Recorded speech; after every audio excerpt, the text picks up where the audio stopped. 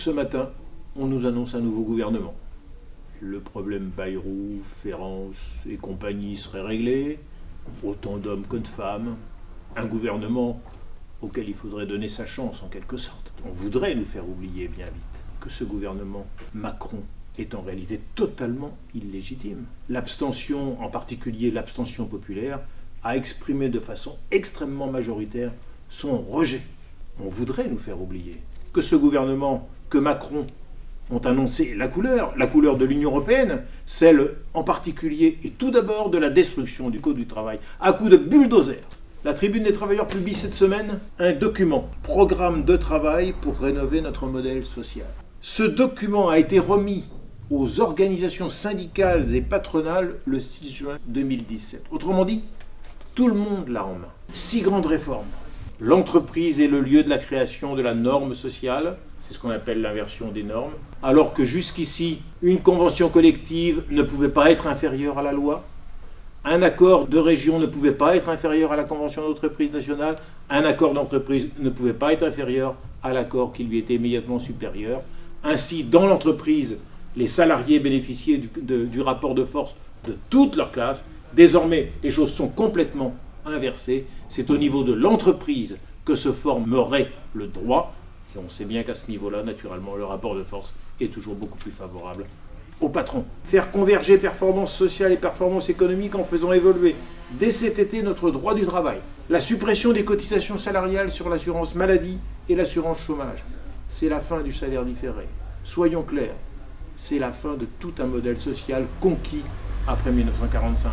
Ouvrir l'assurance chômage, c'est-à-dire en fait la réformer de fond en comble. Refonder l'apprentissage pour développer massivement l'offre des entreprises en direction des moins de 25 ans. C'est une menace claire et nette contre les lycées professionnels. Et enfin, rénover notre système de retraite. Il s'agit d'instaurer un système de retraite par points individualisé contre notre système actuel de répartition pour lequel se sont mobilisés à de nombreuses reprises des millions et des millions de la classe ouvrière. La rénovation de notre modèle social ne pourra se faire qu'en étroite concertation avec les organisations syndicales. Ce gouvernement ne peut pas faire un pas sans chercher à intégrer à son fonctionnement, à ses décisions, à leur mise en œuvre, les organisations syndicales. Là est évidemment un très grand danger. Rien que cet argument de la page 5 suffirait à justifier d'aller jusqu'au bout et de gagner la campagne d'abonnement d'été à la Tribune des travailleurs, pour laquelle, à la date d'aujourd'hui, il manque 742 abonnements encore à gagner. Lire la Tribune des travailleurs pour s'armer et combattre. Ce samedi et ce dimanche va se tenir le 2e congrès du Parti ouvrier indépendant démocratique. À son ordre du jour, la question de l'issue politique et la question de la construction d'un parti ouvrier, un parti de classe. Ces questions ne concernent pas seulement les délégués du Parti ouvrier indépendant démocratique, mais aussi tous les travailleurs, tous les militants. C'est pourquoi nous publions cette semaine un dossier. Non membre du POID, il participe au débat. Et nous citons un conseiller municipal PCF de Jarny, une militante du Parti socialiste des Hauts-de-Seine, une adhérente du PCF des Hauts-de-Seine, ou bien un candidat de la France insoumise dans le département de la Meuse. Ces questions relèvent en effet de toute la classe ouvrière. L'abstention qui a marqué ces dernières élections, nous montrons qu'elle n'a cessé de croître. De 24,23% au premier tour des présidentielles, elle atteint 61,57%. C'est l'expression d'une opinion politique. C'est l'expression d'un rejet. Il a été beaucoup question de dégagisme. Certains se réjouissent de ce que cette nouvelle assemblée serait composée aux 2/3 d'éléments nouveaux. Qu'importe, ce qui compte, c'est la politique qu'il s'apprête à mener. Le dégagisme devrait frapper d'abord la Ve République, la Constitution de la Ve République. La voie est ouverte à l'Assemblée constituante. Les travailleurs sont la majorité, ils sont la légitimité politique et sociale. C'est à eux qu'il revient de décider.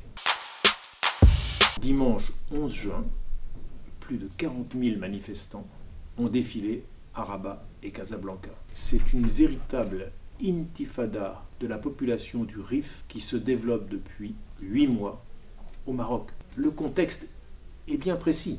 Qu'on se souvienne, le 28 octobre dernier, un pêcheur marocain mourait broyé par une benne à ordures dans laquelle la police avait jeté le produit de sa pêche parce qu'il semble qu'il n'avait pas le droit de pêcher ce poisson-là ce jour-là. Quelques mois plus tard, le Maroc a réintégré l'unité africaine, c'est-à-dire en réalité le cadre de la domination impérialiste américaine et européenne sur l'Afrique. Il s'agit donc d'un poids insupportable que veut rejeter la population marocaine. Contrairement à ce qu'on a dit, il ne s'agit pas de manifestations séparatistes.